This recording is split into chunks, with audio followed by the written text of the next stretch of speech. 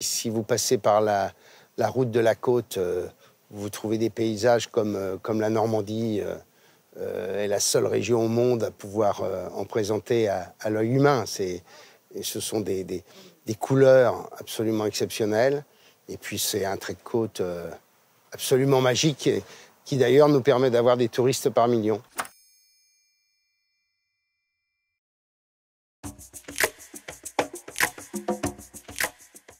Notre littoral est confronté, bien entendu, aux mêmes problématiques que le reste de la France, avec des points extrêmement inquiétants à moyen terme, c'est-à-dire avec un trait de côte qui s'érode, avec aujourd'hui des équipements publics type des campings qui sont en train d'être menacés par la mer, des communes pour lesquelles on aura de vrais sujets aussi sur certaines zones. Donc en clair, on a aussi des zones d'activité.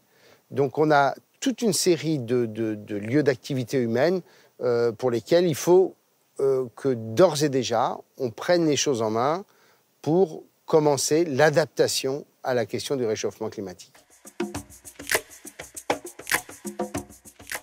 Par des financements, par un soutien de la commune de Quiberville. C'est la première commune de France qui s'est engagée. Alors ça a été d'une part en fléchant des crédits européens qui sont la part essentielle du financement de cette opération. Et comme vous le savez, nous gérons les crédits européens.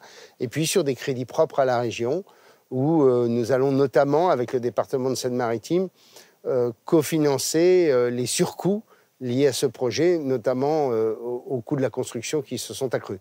Mais au bout du compte, Quiberville, c'est assez exceptionnel parce que c'est l'avant-garde éclairée d'une commune qui dit voilà, moi, je ne vais pas combattre la mer, de toute façon, je suis sûr de perdre.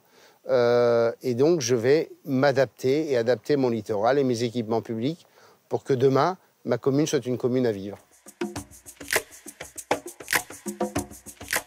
Je l'espère bien. On a d'ailleurs fléché 25 millions d'euros sur le plan pluriannuel d'investissement pour soutenir les premières collectivités.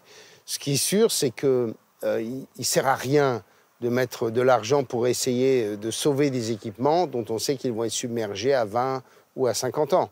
Et donc, ces 25 millions d'euros, on les consacrera aux communes, même si c'est difficile, même si c'est très compliqué, j'ai été maire, donc je le sais, qui décident d'anticiper et surtout de s'inscrire dans l'avenir.